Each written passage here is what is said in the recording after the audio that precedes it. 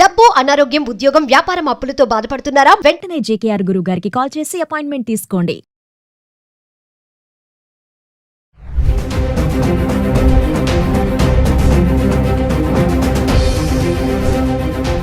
నమస్తే, welcome back to Suman TV. ప్రస్తుతం మనతో పాటు ఉన్నారు అనలిస్ట్ మందరి కృష్ణారెడ్డి గారు.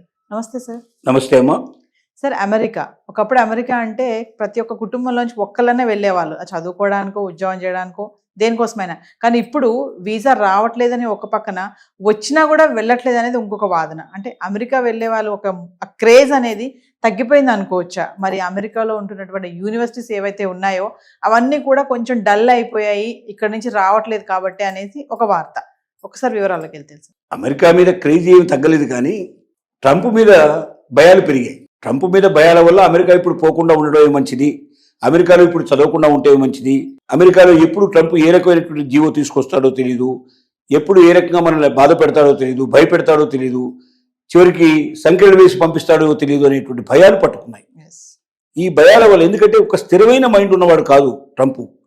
రాత్రిపూట ఒక నిర్ణయంలో ఉంటాడు, పొద్దురికి ఇంకో నిర్ణయం తీసుకుంటాడు. ఉదాహరణకి 25% సుంకాలు పెంచుతానని చెప్పి 1వ తారీఖు నుంచి అమలు చేస్తున్నట్టుగా ప్రకటించేశాడు. 1వ తారీఖున అమలు అవుతుందని మన వాళ్ళు ప్రిపేర్గా ఉన్నారు. కానీ సడన్ గా మనం నిన్న రాత్రి ప్రకటించడం ఏంటంటే, వారం రోజుల పాటు అవకాశం కల్పిస్తున్నాను, ఈ 1 వీక్లో భారతదేశం ముందుకు రావాలి, మా దేశానికి పంపించేటువంటి వాటి మీద మేము సుంకాలు వేసినట్టే వాళ్ళ దేశానికి మేము పంపిస్తున్నానికి ఆల్రెడీ ఎక్కువ సుంకాలు వేస్తున్నారు, ఆ సుంకాలు తగ్గించుకుంటేనే కానీ మేము ఈ సుంకాలు తగ్గిస్తాము అని ఇలాగా ఒకదానికి ఒకటి కండిషన్ పెట్టాడు. ఇంకోటి ఏం పెట్టాడు, రష్యాతో మీరు ముడి చమురు కొనడం మానేయాలి అని ఇంకో కండిషన్ పెట్టాడు.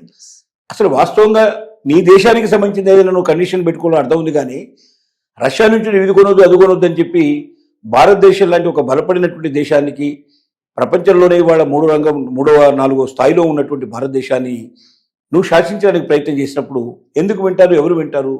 ఎవరి స్వతంత్రత వాళ్ళకు ఉంటుంది కదా.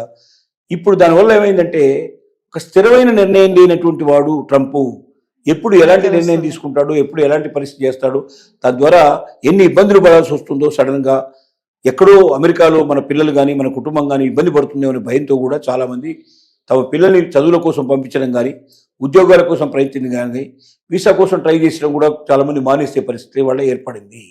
దీనివల్ల ఏమైందంటే, ఎయిర్పోర్ట్లలో ఇంతకుముందు కలకలలాడుతుండేది. అమెరికా వెళ్ళే వాళ్ళ సంఖ్య చాలా ఎక్కువ ఉండేది. వాళ్ళు వెళ్తున్నారంటే వాళ్ళతో పాటు కుటుంబాలన్నీ వెళ్ళి చూడడానికి వాళ్ళకి తెలిసిన వాళ్ళు, కుటుంబాలు, స్నేహితులు, వందల వేల సంఖ్య లోపల ఎయిర్పోర్ట్ కలకలలాడుతూ ఉండేది. ఇప్పుడు ఏ ఎయిర్పోర్ట్ చూసినా బోసిపోయినట్టు కనబడుతుంది. అక్కడ ఎవరు జనం కనబట్టలేరు, ఎందుకంటే అమెరికాకు వెళ్ళే వాళ్ళు తగ్గిపోయినారు, వాళ్ళు సెండప్ చేసే వాళ్ళు తగ్గిపోయినారు.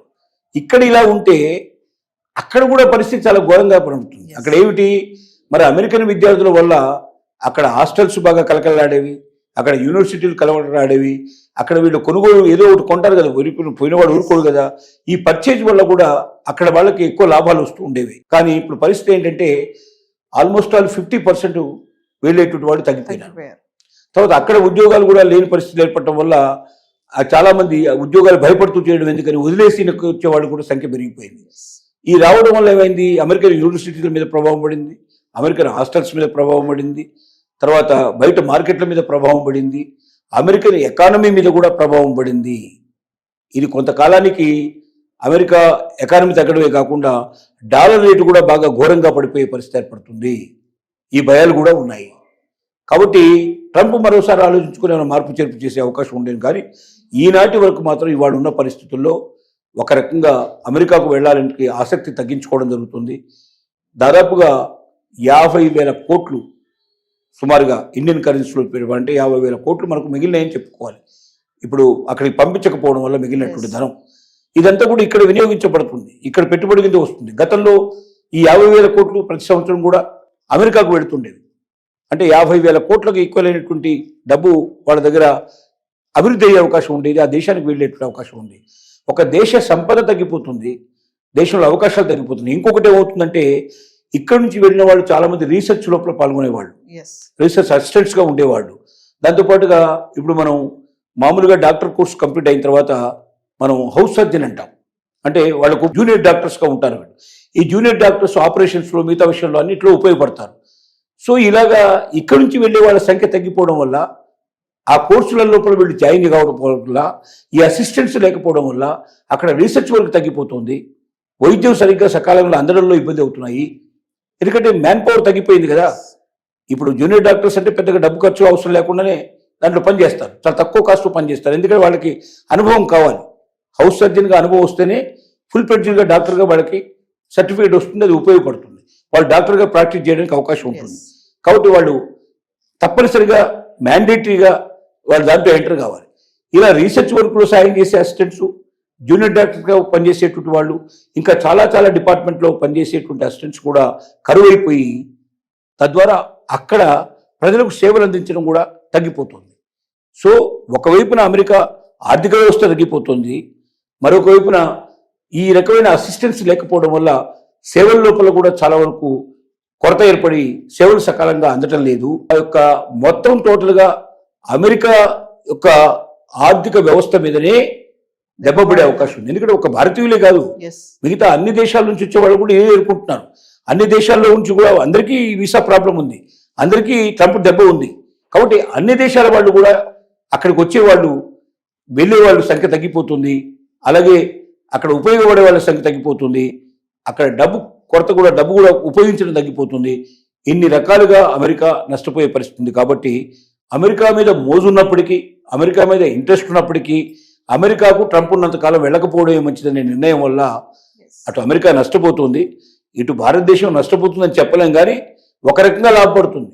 కారణం ఏంటంటే 50,000 కోట్లు అమెరికాకు వెళ్ళేవి ఇక్కడ ఆగిపోయినాయి అంటే తప్పనిసరిగా ఇక్కడ ఎక్కడో దాంట్లో పెట్టుబడి పెడతారు. దాని ద్వారా మన దేశానికి కొంత ఆర్థిక సంపద లభిస్తుంది, కొన్ని రకాలుగా మనం బెనిఫిట్ అయ్యే అవకాశం కూడా ఉంది. ఏదేమైనా సార్ ట్రంప్ ఉన్నటువంటి ఈ టర్మ్ లో వెళ్ళకపోవడం మంచిదంటారు అని మనం చెప్పడం కాదు, కానీ వాళ్ళు భావిస్తున్నారు. ఎందుకంటే ఒకటి, మేధావి అయినటువంటి వాడు మాత్రం ప్రయత్నం చేసుకుంటూ వెళ్ళగలుగుతాడు, అక్కడ నిలదొక్కగలుగుతాడు. మేధావి కానివాడు ఏదో చదువు కోసం పోదాం, అక్కడ ఉద్యోగం చేసుకుందాం, సంపాదించుకొని అక్కడే నన్ను పోషించుకుందాం అనుకున్న వాడు మాత్రం వెళ్ళకపోవడమే 100% మంచిది. అట్లాంటి పోషించుకునే పరిస్థితులు వాళ్ళు లేవు. అక్కడ బయట ఎక్కడైనా పనిచేసినట్టు ఉంటే వెంటనే పట్టుకుంటారు, సంఖ్యలు వేసి పంపించేస్తారు, లేదా సంఖ్యలు వేస్తారని మన గవర్నమెంట్ తెలియజేస్తారు. అట్లా నేరంగా ఉండేటువంటి పరిస్థితి ఉంది.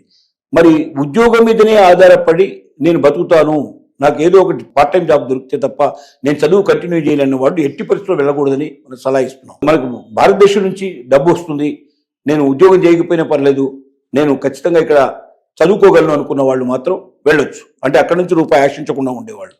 లేదా మేధావులు ఉండే ఎవరైతే ఉన్నారో వాళ్ళు నాకు జాబ్ తప్పనిసరిగా దొరుకుతుంది, నా మేధస్సుతోటి ఈ జాబ్ సంపాదించుకోగలను, నేను అమెరికాలో స్థిరపడగలను నమ్ముకున్న వాళ్ళు వెళ్ళొచ్చు.